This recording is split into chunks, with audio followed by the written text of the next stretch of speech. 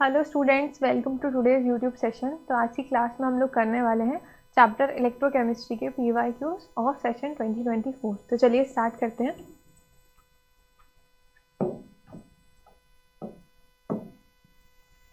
Okay, तो question number 1 क्या कह रहा है? Question number 1 is which of the following statement is not correct about rusting of iron. Iron की rusting के बारे में कौन सी स्टेटमेंट सही नहीं है? फर्स्ट कह रहा है कि dissolve acidic oxides SO2 NO2 in water act as catalyst in the process of rusting, correct है। सेकेंड स्टेटमेंट क्या कहता है? Rusting of iron is envisaged as setting up of electrochemical cell on the surface of iron object, ये भी सही है।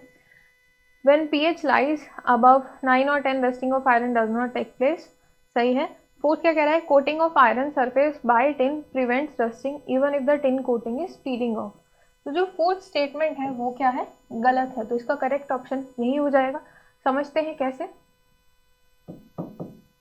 हमने बोला कि आयरन सरफेस पे हम क्या कर रहे हैं? टिन की कोटिंग कर रहे हैं, टिन की कोटिंग कर रहे हैं। बट जो ये टिन की कोटिंग है ये क्या है? ये पील ऑफ होगी, यानी कि उस पे से उतरने लगेगी। This tin coating is piling of in nature. This peels of यानी कि क्या करेगी? धीरे धीरे हटना शुरू होगी।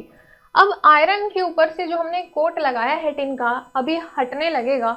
हटने लगेगा तो क्या है? साइड में एयर तो है ही सही ना, तो एयर की प्रेजेंस में क्या हो जाएगा? आयरन रस्ट कर जाएगा। तो फिर भी हम टिन की कोटिंग से आयरन की रस्टिंग को बचा तो नहीं पाएंगे। बट ये क्या कह रहा है कि अगर हम टिन की कोटिंग कर दे तो हम रस्टिंग से आयरन को बचा सकते हैं, जो कि गलत हो जाएगा। और हमसे इनकरेक्ट स्टेटमेंट ही पूछी थी, तो option 4 will be the answer. Next करते हैं, reduction potential of ions are given below. तो रिडक्शन पोटेंशियल दिया है हमें, E0 की वैल्यूज गिवन है। ठीक है, हमसे क्या पूछा? The correct order of oxidizing power. तो ऑक्सीडाइजिंग पावर मतलब, ऑक्सीडाइजिंग पावर क्या है? दूसरे को क्या करना? ऑक्सीडाइज करना। Oxidizing oxidizes other and reduces itself. जो खुद को क्या करे? रिड्यूस कर दे, सेल्फ रिडक्शन। तो जितना ज्यादा वैल्यू हाई होगी किसकी? रिडक्शन पोटेंशियल की, उतना ही बढ़िया क्या होगा? रिडक्शन हो पाएगा। जितना बढ़िया सेल्फ रिडक्शन उतना ही अच्छा क्या है? वो ऑक्सीडाइजिंग एजेंट है, ऑक्सीडाइजिंग पावर शो करेगा। तो सबसे ज्यादा हाई वैल्यू किसकी है? BrO4 नेगेटिव की, उससे कम I की और उससे कम Cl की। तो ऑर्डर लिख देते हैं, Br की सबसे ज्यादा, फिर उससे कम I की, देन उससे कम Cl की। ठीक है, तो हो जाएगा option number BrICl, option number second. Okay, third करते हैं, the metals that are employed in the battery industries are. तो बैटरी इंडस्ट्री में कौन कौन से मेटल यूज होते हैं? बैटरी इंडस्ट्री में कौन कौन से मेटल यूज होते हैं? मैंगनीज, निकल एंड कैडमियम। तो मैंगनीज, निकल, कैडमियम किस में दिया है? B, C and E। So option third will be correct. Next कह रहा है, identify factors from the following that does not affect electrolytic conductance of a solution। तो सबसे पहले पढ़ लेते हैं कि कौन कौन से फैक्टर्स हैं। कंडक्टिविटी ऑफ इलेक्ट्रोलिटिक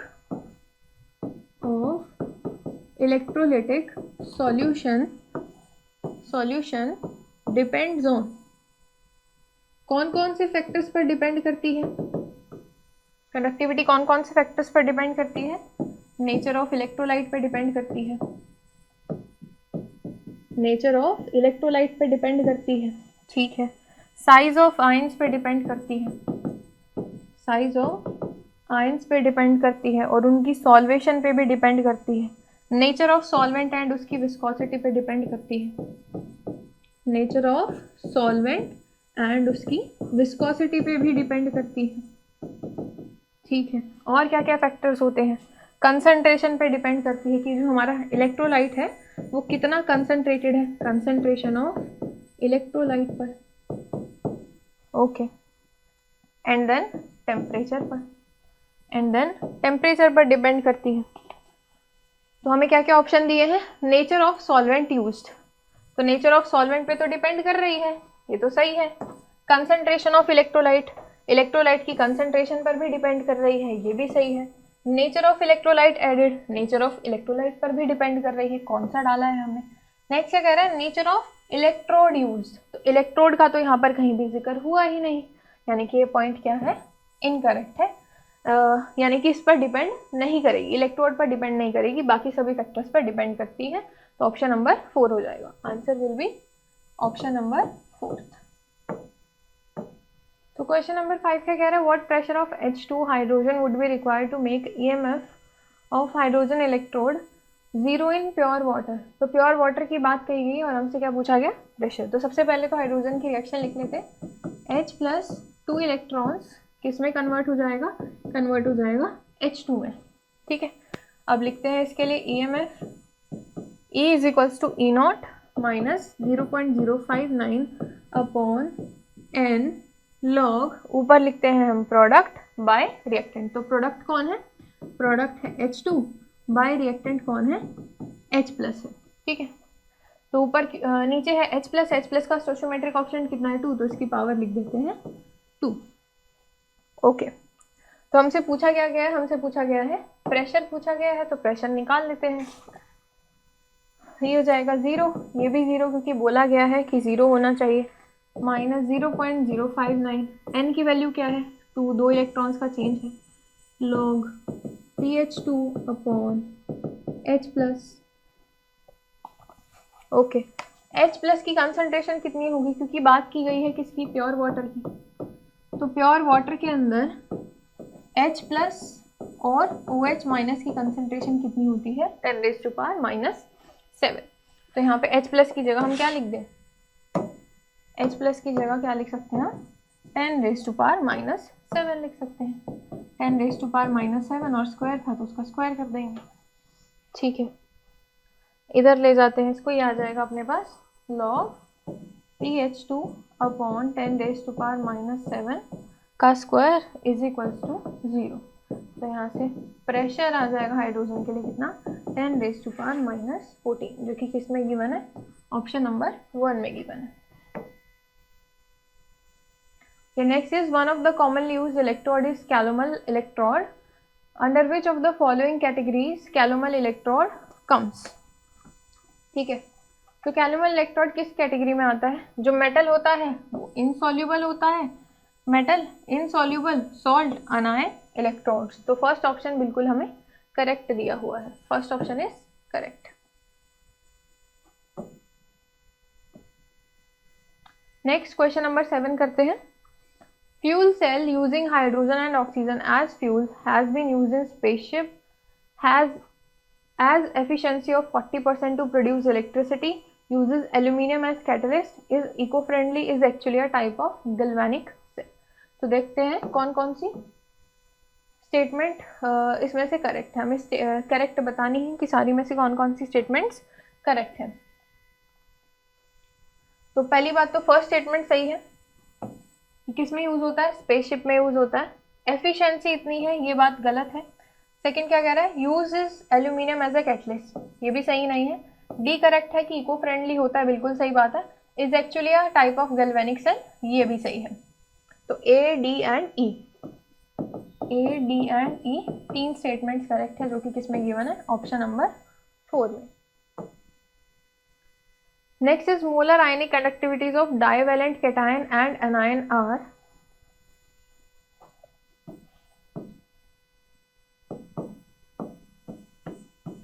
ठीक है। मोलर कंडक्टिविटी किसकी गिवन है हमें, कैटायन है जो कि डाइवेलेंट है, अनायन है वो भी क्या है, डाइवेलेंट है। तो कैटायन के लिए दी है 57 semen centimetre square mole inverse, anion के लिए दे दी है 73 semen centimetre square mole inverse. The molar conductivity of a solution of an electrolyte with the above cation and अनायन। तो सॉल्यूशन की मोलर कंडक्टिविटी क्या होगी, तो ये तो सिंपली हम कर सकते हैं खोलरॉश लॉ से, जो कि है of खोलरॉश law of ions, independent ions. तो उससे हम इजीली कर सकते हैं, जैसे हम लिखते थे NaCl की मोलर कंडक्टिविटी किसके बराबर होती है, ये जस्ट मैं एग्जांपल लिख रही हूँ, एग्जांपल Na++ Cl- के बराबर होती है, इंडिपेंडेंट दोनों की मोलर कंडक्टिविटीज का सम कर दे तो हम NaCl की मोलर कंडक्टिविटी निकाल सकते हैं। तो अब यहाँ पे हमें क्या दिया, इंडिपेंडेंट केटायन एंड इंडिपेंडेंट अनायन की मोलर कंडक्टिविटी दी है, तो पूरे के पूरे इलेक्ट्रोलाइट की निकाल सकते हैं। तो यहाँ लिखते हैं Ca केटायन और एनायन के दोनों के कंबाइन इलेक्ट्रोलाइट की कितनी होगी 57 प्लस 73 जो कि हो जाएगा 80, it will be 130 Simon centimetre square mole inverse. Option number second में गिवन है। The next is the quantity of silver deposited when 1 coulomb charge is passed through AgNO3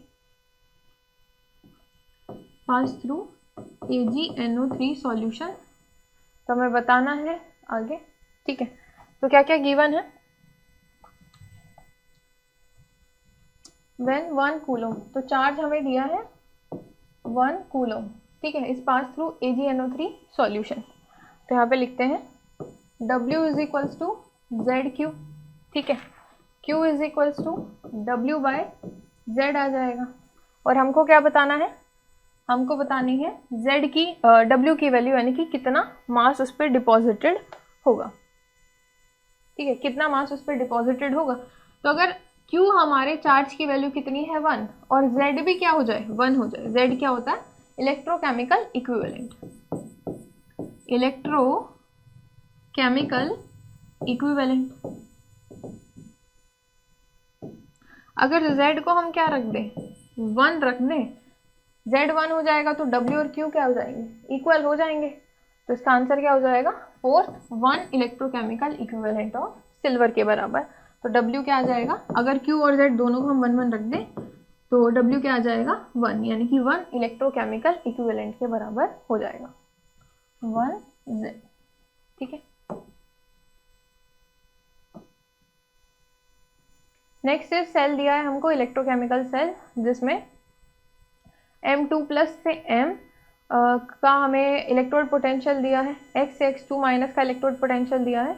which of the following is correct, इसमें से correct statement क्या है वो बतानी है हमें। तो पहले तो सेल लिख लेते हैं, M कहाँ जा रहा है +2 पे, फिर X जा रहा है X2 माइनस पे, यानी कि क्या हुआ होगा M ने क्या, लेफ्ट साइड में हम किसको लिखते हैं एनोड को, एनोड पे क्या होती है ऑक्सीडेशन, यानी कि मेटल ने क्या किया है 2 इलेक्ट्रॉन्स डोनेट किए हैं एट एनोड, इसको एनोड पे लिख देते हैं। एट कैथोड क्या होगा, एट कैथोड होगा, इसने X ने क्या किया है 2 इलेक्ट्रॉन्स का गेन किया है, यानी कि रिडक्शन हुई है, तो X2 माइनस हुआ होगा, X2 माइनस एनायन ये बन गया होगा। तो सिंपली क्या करते हैं E नॉट सेल लिख लेते हैं, E naught cell will be E naught M2 plus M plus E naught X2 minus, दोनों की वैल्यूज रख देते हैं, ये आ जाएगा -0.46 प्लस 0.34, इसे सॉल्व करेंगे तो आएगा -0.12 वोल्ट, ठीक है। किसी में गिवन है क्या ई सेल, हमें ई सेल गिवन है क्या कहीं पे, नहीं, ई सेल हमको गिवन नहीं है, ठीक है। और लेकिन ई की वैल्यू क्या आ रही है, ई की वैल्यू क्या आ रही है नेगेटिव आ रही है, इसका मतलब क्या होगा, क्या होगी एक स्पॉन्टेनियस प्रोसेस होगी, will be a spontaneous process, जिसमें क्या होगा जो एनोड है वो क्या बन जाएगा कैथोड बन जाएगा, और कैथोड जो है वो क्या बन जाएगा एनोड बन जाएगा। तो simply answer third will be correct. Next है question number 11, a conductivity cell with 2 electrodes dark side are half filled with infinitely dilute aqueous solution of weak electrolyte. If volume is doubled by adding more water at constant temperature, the molar conductivity of the cell will be. तो molar conductivity क्या करेगी, हमें क्या बताना है, अगर हमने volume को क्या कर दिया डबल कर दिया, if volume is doubled at constant temperature, temperature कैसा रखा कांस्टेंट रखा, the molar conductivity of cell, तो हमको बतानी है मोलर कंडक्टिविटी जो है सेल की उस पे क्या इफेक्ट पड़ेगा। तो मोलर कंडक्टिविटी पे कोई भी इफेक्ट नहीं पड़ेगा, क्योंकि यहाँ पे देखो शुरू में ही क्या गिवन है, with infinitely dilute aqueous solution. तो जो सॉल्यूशन है वो ऑलरेडी ही पहले ही बहुत ज़्यादा डाइल्यूट कर दिया है, अब और वॉल्यूम डालेंगे तो क्या फ़र्क पड़ेगा, कुछ भी फ़र्क नहीं पड़ेगा। तो इट रिमेन्स अनचेंज्ड या रिमेन्स सेम और can not be measured accurately. उस पर कोई भी इफेक्ट नहीं पड़ेगा। क्यों? क्योंकि ऑलरेडी जो है हमारा सॉल्यूशन इज ऑलरेडी डाइल्यूटेड। कहाँ तक? इनफाइनाइटली। पहले उसमें बहुत सारी वॉल्यूम ऐड कर चुके हैं, अब और करेंगे तो क्या फ़र्क पड़ेगा, कुछ फ़र्क नहीं पड़ेगा। So option 2 will be the answer. Next is how can electrochemical cell be converted into an electrolytic cell? Applying an external opposite potential generator, reversing the flow of ions, applying external opposite potential lower than E cell, exchanging the electrodes at anode and cathode. तो क्या करना चाहिए जब भी हम बात करते हैं इलेक्ट्रोलिटिक सेल की, तो इलेक्ट्रोलिटिक सेल का मतलब ही क्या है कि हम क्या लगा रहे हैं, एक्सटर्नल एनर्जी लगा रहे हैं। किस लिए? केमिकल रिएक्शन को कंडक्ट कराने के लिए, टू कंडक्ट केमिकल रिएक्शन। तो फर्स्ट ही ऑप्शन में सही दिया हुआ, applying an external opposite potential greater than E naught cell. Galvanic में क्या करते हैं हम, केमिकल रिएक्शन होती है और उससे हम इलेक्ट्रिकल एनर्जी को सेव कर सकते हैं, बट इलेक्ट्रोलिटिक में हम क्या करते हैं, इलेक्ट्रिकल एनर्जी लगा करके केमिकल रिएक्शन को कंडक्ट कराया जाता है। Next is question number 13। The EMF of the cell दिया हुआ है हमको, टीएल से जा रहे हैं Tl+1 की कंसंट्रेशन है 0.001 मोलर, Cu2 प्लस गेन कर रहा है 2 इलेक्ट्रॉन जिसकी कंसंट्रेशन है 0.01 मोलर। तो इसके लिए ईएमएफ यानी कि ई सेल दे दिया हमको, कितना है 0.83 volt. It could be increased by increasing concentration of Tl+ ion. इसको हम इंक्रीज कैसे कर सकते हैं वो पूछा गया है, ठीक है। तो इंक्रीज करने के लिए क्या करेंगे, ई सेल निकालते हैं।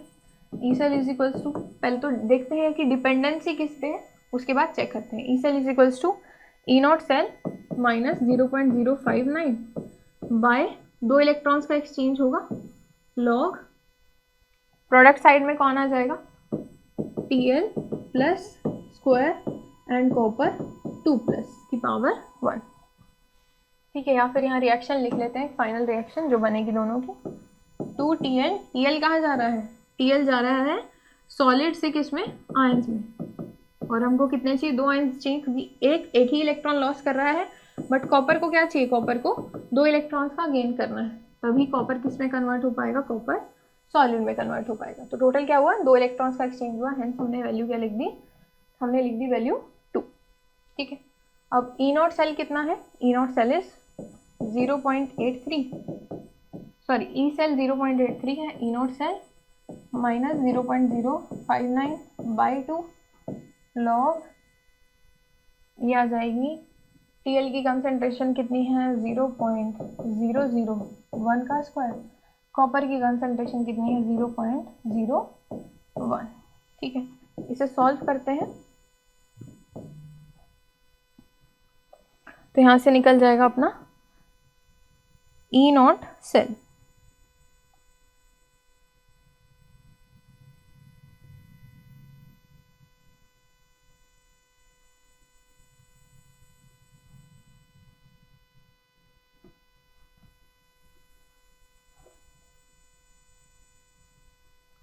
ठीक है। ये आएगा अपना आंसर समथिंग माइनस में,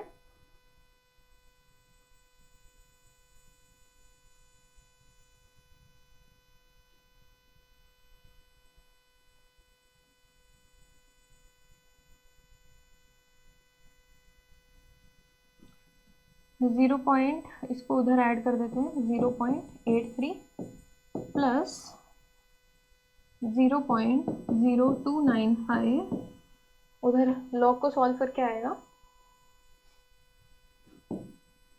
लॉग आ जाएगा अपना 10⁻⁻2 नीचे है, 10⁻⁻6 ऊपर है, ठीक है। 10⁻⁻2 नीचे है, 10⁻⁻6 ऊपर है, तो ये बचेगा 10⁻⁻4। -4 आ जाएगा आगे, log 10 होता है 1, तो आएगा 0.083 माइनस 4 मल्टीप्लाई बाय 0.0295 0.118 माइनस 0.083, ये आएगा आंसर 0.035 माइनस 0.035। ठीक है, तो ई नोट सेल किस में आ रही है हमारे पास, वैल्यू माइनस में आ रही है। इसका मतलब क्या है, इसका मतलब क्या है कि अगर हम कॉपर 2 प्लस की क्या करें, कंसंट्रेशन बढ़ा दें, तो क्या होगी हमारे पास, ईएमएफ की वैल्यू हम इंक्रीज कर सकते हैं। ठीक है, option number 4 will be the answer.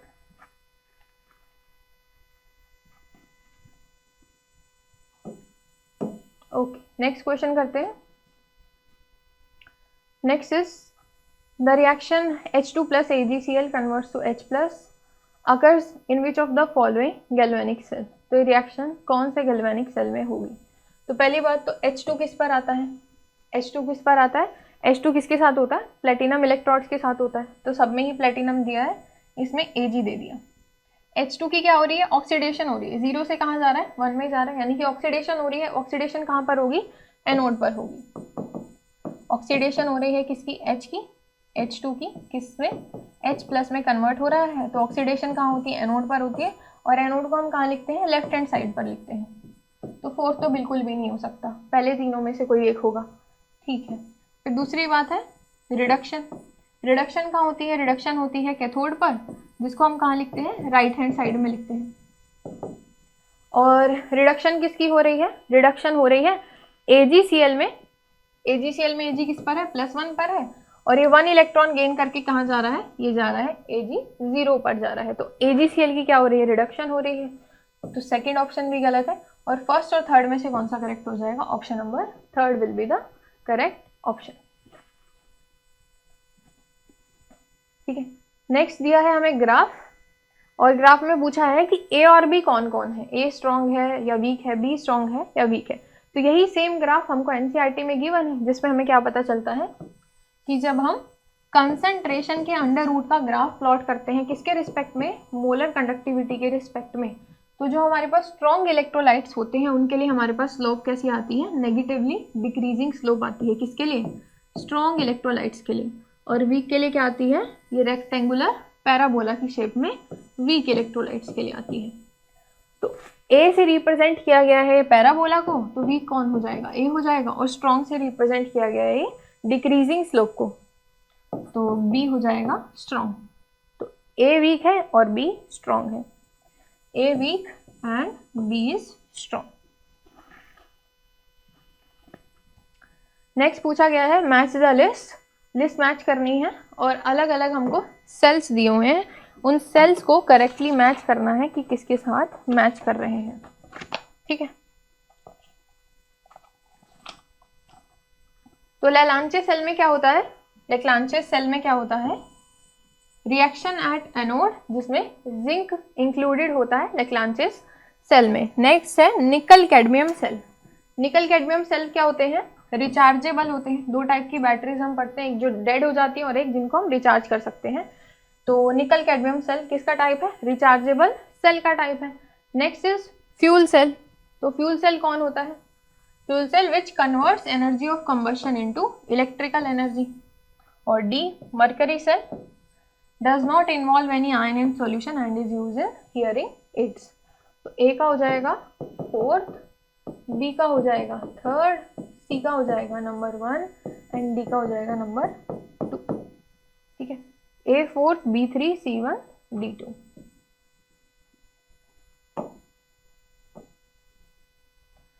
Next is the hydrogen electrode is dipped in a solution of pH3। तो pH3 से क्या मतलब है, pH also is equals to minus log raise to h minus log h plus, या फिर h raise to power -1, और ये minus ऊपर चला जाए पावर में। ठीक है, दोनों एक ही बात है। तो यहाँ से हमारे पास h की कंसंट्रेशन आ जाएगी, h प्लस की कंसंट्रेशन कितनी आएगी, 10 रेज टू पावर -3 मोलर। चलो ठीक है, हमें क्या मिल गई, H प्लस की कंसंट्रेशन मिल गई। तो हमको क्या बताना है, the potential of electrode will be, electrode potential बताना है। तो H के लिए स्टैंडर्ड इलेक्ट्रोड पोटेंशियल कितना होता है, 0 होता है, तो यहाँ रखते हैं 0, 0.059 divided by n log concentration of product by concentration of reactant. ठीक है, रिएक्शन लिख लेते हैं। H प्लस गेन करेगा 2 इलेक्ट्रॉन और जाएगा किस पे, H2 पे, 2H plus 2 electron goes to H2। ठीक है, तो यहाँ पे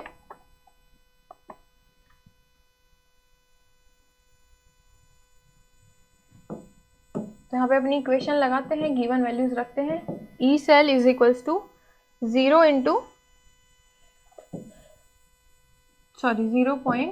माइनस 0.059 अपॉन एन की वैल्यू हो जाएगी 2, और यहाँ पे रखते हैं लॉग 1 अपॉन एच कितना है, एच की कंसंट्रेशन है हमारे पास एच रेज टू पावर 2 हो जाएगा, तो 10 रेज टू पावर -3 का स्क्वायर, ये ऊपर जाके हो जाएगा 10 रेज टू पावर 6, तो 6 आ जाएगा आगे, माइनस 0.059 इंटू 6 बाय 2, ये कैंसिल होगा 3 पे, तो इसको मल्टीप्लाई करते हैं तो ये आ जाएगा -0.177 वोल्ट, -0.177 वोल्ट। और हमसे किस में पूछा है, 10 रेज टू पावर -2 में पूछा है, तो पॉइंट्स को रिजॉल्व कर देते हैं। 17.7 into 10 raise to power -2 volt, 17.7 जो कि अप्रॉक्सीमेटली इक्वल है किसके, 18 के।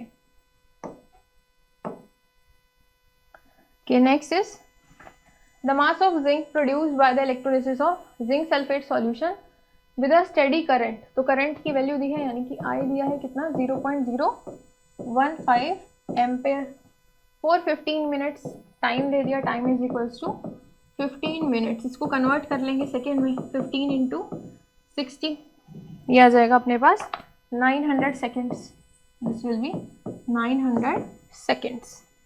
ठीक है, तो यहाँ से निकाल लेते हैं Q की value, Q is equals to I into T, तो Q आ जाएगा 13.5 कूलोम्स।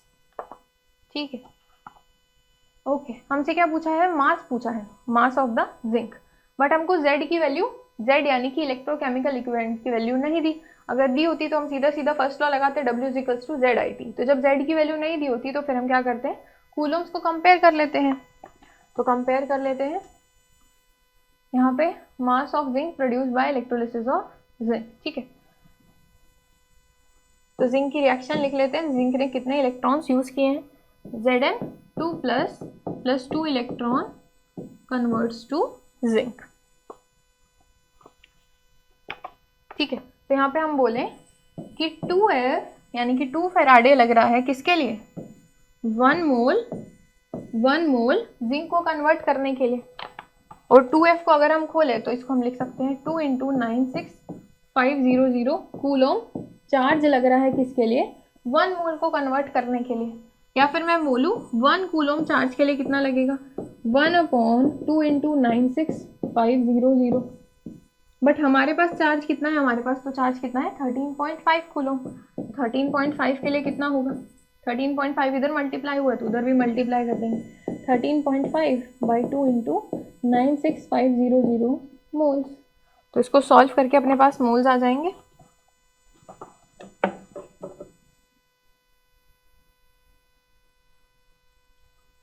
Two into 96500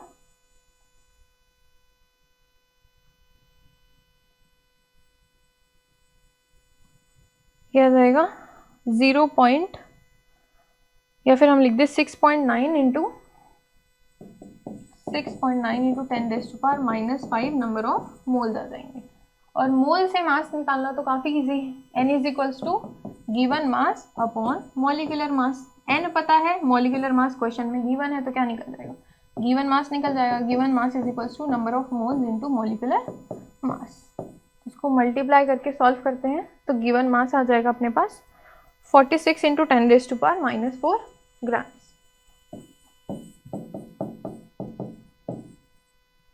10 raise to power -4 की टर्म्स में पूछा गया है तो आ जाएगा 46 into 10 raise to power -4 grams.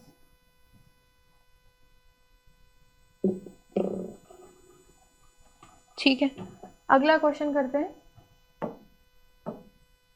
A constant current was passed through a solution of AuCl4 minus ion between gold electrodes after a period of 10 minutes.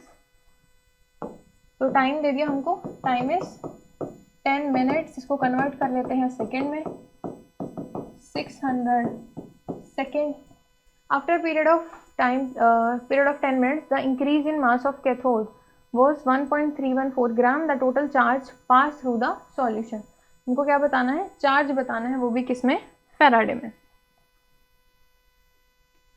ठीक है, तो मास दिया हुआ है, मास कितना है? Given mass is equals to 1.314 grams. तो पहले निकाल लेते हैं कि कितना मोल चार्ज ट्रांसफर हुआ होगा। तो n is equals to given mass upon molecular mass 1.314 upon 197। ठीक है, तो यहाँ पे हम लिख दें equivalents of, number of equivalents को इक्वेट कर सकते हैं, number of equivalents of AU deposited is equals to equivalents of charge conducted is equals to equivalents of charge conducted, क्योंकि हमको क्या बताना है? चार्ज ही निकाल के बताना है।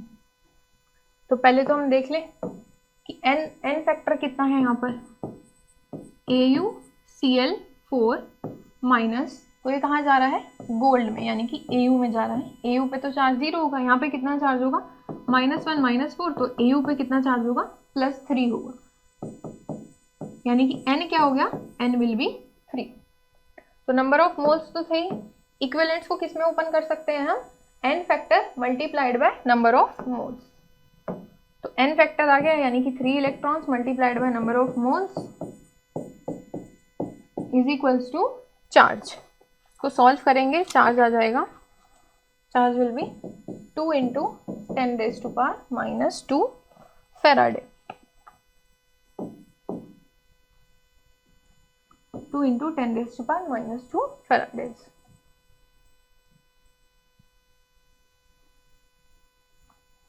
Okay, next question is 1 farad of electricity liberates x × 10⁻⁻1 gram atom of copper from copper sulfate. So x will be, तो कॉपर सल्फेट की रिएक्शन लिखते हैं। कॉपर सल्फेट में कॉपर किस पे है? +2 पे है, तो यानी कि कॉपर +2 से कहाँ जा रहा है? 2 इलेक्ट्रॉन्स गेन करके कॉपर मेटल में कन्वर्ट हो रहा है। तो 2 फैराडे मुझे चार्ज लग रहा है किसके लिए? 1 मोल कॉपर के लिए। ठीक है, 2 मोल चार्ज लग रहा है किसके लिए? 1 मोल कॉपर के लिए। तो 1 फैराडे के लिए कितना लगेगा? 1 फैराडे किसको कन्वर्ट करेगा? 0.5 मोल ऑफ कॉपर को करेगा। बट हमको क्या दिया है? हमको बोला गया है x × 10⁻⁻1 के लिए। 1 फैराडे ने कितना किया? x × 10⁻⁻1 किया है। तो 1 फैराडे के लिए आ गई हमारे पास, इसको लिख दो 5 × 10⁻⁻1। तो ये x की वैल्यू आ गई हमारे पास, इसको कंपेयर कर लो, यहाँ से x की वैल्यू आ गई अपने पास कितनी? 5। So x will be 5।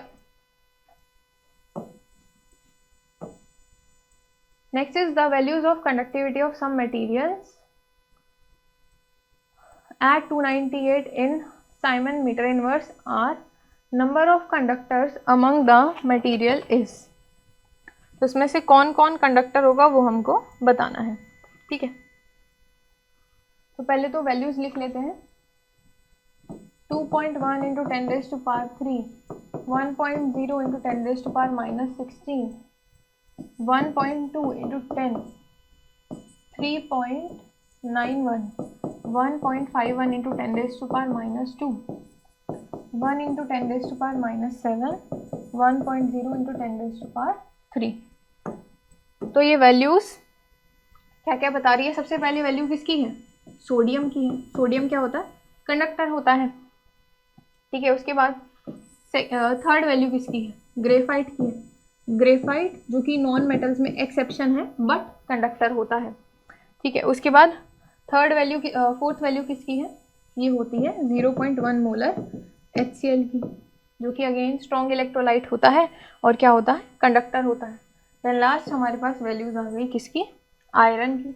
Again iron metal है तो क्या होता है, कंडक्टर होता है। तो 1 2 3 4 4 मटीरियल ऐसे हैं हमारे पास जो कि क्या एक्ट करेंगे, एज अ कंडक्टर एक्ट करेंगे। बाकी जिनकी पावर माइनस में है वो तो कंडक्टर्स बन ही नहीं सकते। Next is the potential for the given half cell at 298 kelvin is.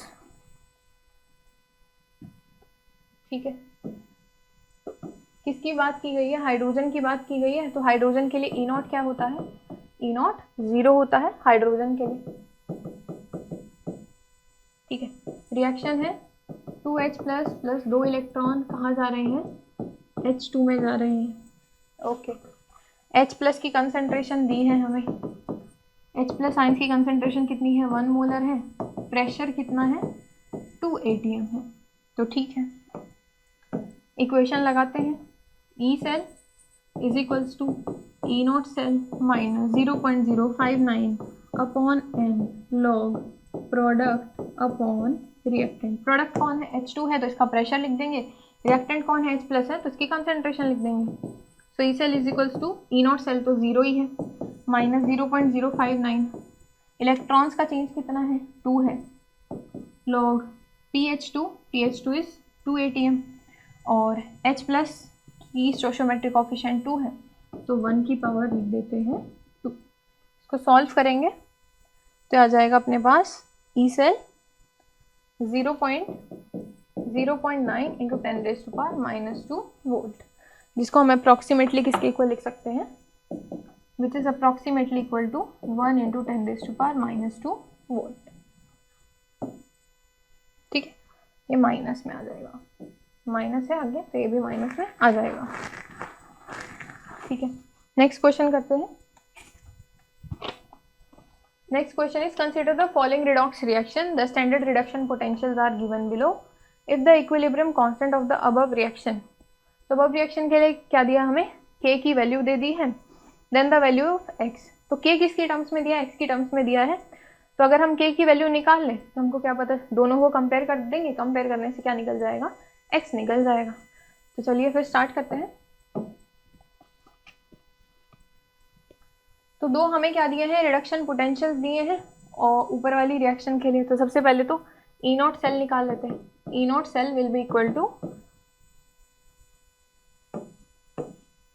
ये दिया है plus 1.51 volt plus minus minus plus हो जाएगा 0.49 वोल्ट। इसको सॉल्व करेंगे आ जाएगा 2 वोल्ट। ठीक है, फिर रिएक्शन लगाते हैं, E cell is equals to E naught cell minus 0.059 by n और लो, क्योंकि हमको के निकालना है और हमको पता है लो प्रोडक्ट बाय रिएक्टेंट्स का रेशो किसके बराबर होता है, के इक्विलिब्रियम के ही बराबर होता है। तो यहाँ पे हम क्या रख देते हैं, के ही रख देते हैं। ठीक है, प्रोडक्ट्स और रिएक्टेंट्स को ना लेके हम क्या रख देते हैं, के रख देते हैं। तो इसको सॉल्व करते हैं। ठीक है, इसको सॉल्व करने पे हमारे पास लॉग के की वैल्यू कितनी आ जाएगी, लॉग के विल बी इक्वल टू 338.409। अब इसको और सॉल्व करेंगे तो आ जाएगा k इज इक्वल्स टू 10⁻³ जो कि नियरेस्ट किस, यानी कि इसको कंपेयर करें अगर हम x की वैल्यू से, k is equals to 10⁻x, तो यहाँ पे x नियरली किसके इक्वल आ जाएगा, हमारे पास 338 के इक्वल आ जाएगा। Will be equal to 338। ठीक है,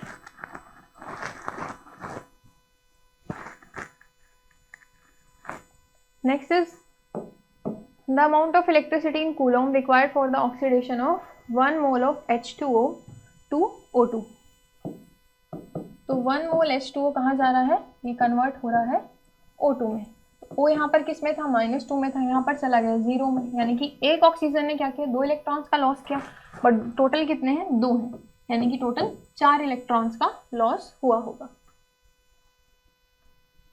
ओके, तो 1 मोल ऑफ H2O तो फिक्स है, बट यहाँ पे हमारे पास बैलेंस रिएक्शन के अकॉर्डिंग क्या आ रहा है, 2 मोल H2O आ रहा है। तो पहले अगर हम 2 मोल की निकाल लें तो उसको डिवाइड कर दे 2 से, तो हमें क्या पता चल जाएगी, 1 मोल H2O की पता चल जाएगी, क्योंकि अकॉर्डिंग टू बैलेंस रिएक्शन हमारे पास तो 2 मोल H2O ही आ रहा है। तो चलिए सॉल्व करते हैं।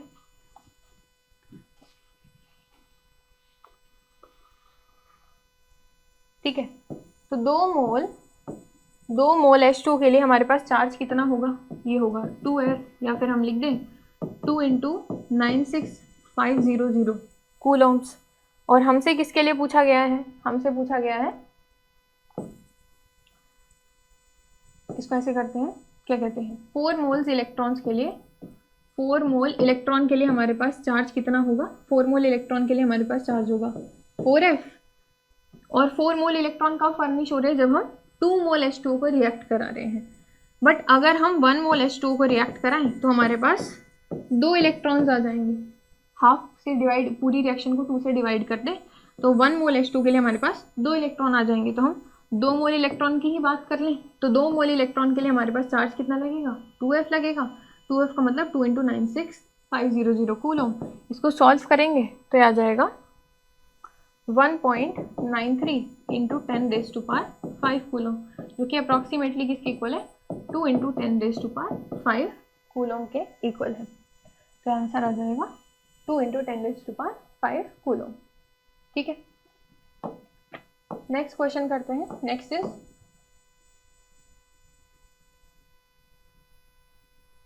द स्टैंडर्ड रिडक्शन पोटेंशियल है 298। तो सारी रिएक्शंस के क्या दिए हैं, स्टैंडर्ड इलेक्ट्रॉन पोटेंशियल्स दिए हैं। Consider the given electrochemical reactions, the number of metals which will be oxidised in aqueous solution. ठीक है, कौन कौन ऑक्सीडाइज कर जाएगा इसमें से, तो एक दिया है Fe दिया है, निकल दिया है, सिल्वर दिया है और गोल्ड दिया है। तो कौन कौन ऑक्सीडाइज कर जाएगा वो हमको बताना है। तो सारी की सारी स्टैंडर्ड E0, स्टैंडर्ड EMFs की अगर हम इलेक्ट्रोड पोटेंशियल की वैल्यू देखें तो हमें क्या दिख रहा है, गोल्ड की सबसे ज़्यादा वैल्यू है। गोल्ड की क्या है, सबसे ज़्यादा वैल्यू है, यानी कि गोल्ड क्या होगा, रिडक्शन करने में सबसे आगे होगा, ऑक्सीडेशन में आगे नहीं होगा। और हमसे क्या पूछा है कि कौन कौन सी ऐसी स्पीशीज़ है जो कि ऑक्सीडाइज कर जाए, यानी कि जिनका ऑक्सीडेशन हो जाए। तो ऑक्सीडेशन सिर्फ इन तीनों का ही हो पाएगा, आयरन, निकल एंड सिल्वर, इन तीनों का ही क्या करा पाएंगे हम, ऑक्सीडेशन करा पाएंगे। तो answer will B 3, these 3 answer will B 3।